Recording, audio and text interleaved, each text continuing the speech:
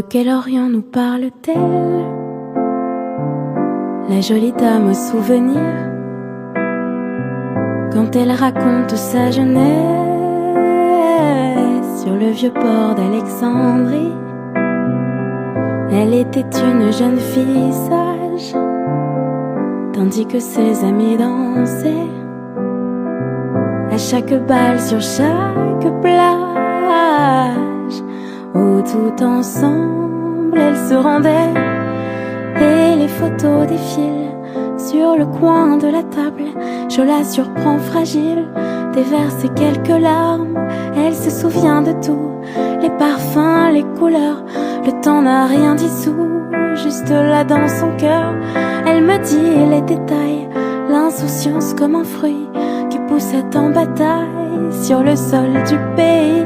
Et soudain le silence, la déchirure immense, l'exil.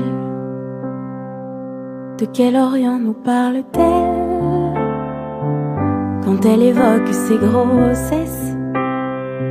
4 bambins providentiels, élevés presque à l'aveuglette.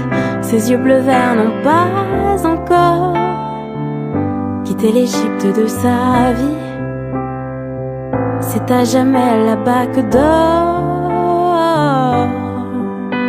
la paix dont elle se nourrit.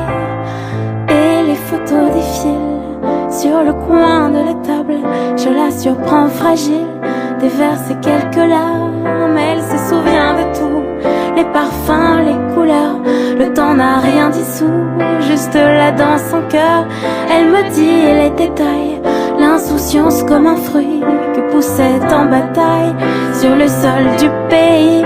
Et soudain le silence, la déchirure immense, l'exil.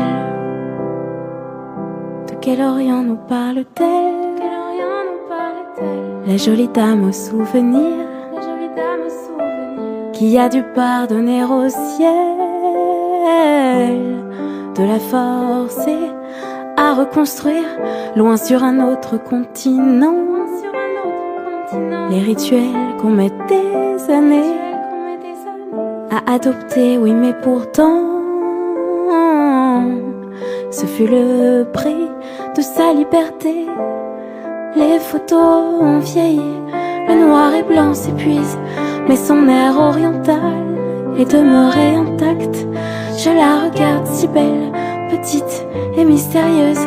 Elle est la mère de ma mère, elle est mon enfance heureuse. Son accent comme un cri témoigne au temps qui passe qu'aucun de ses vestiges ne quittera son âme. Sa nostalgie m'enseigne qu'il n'est pas une frontière, l'exil.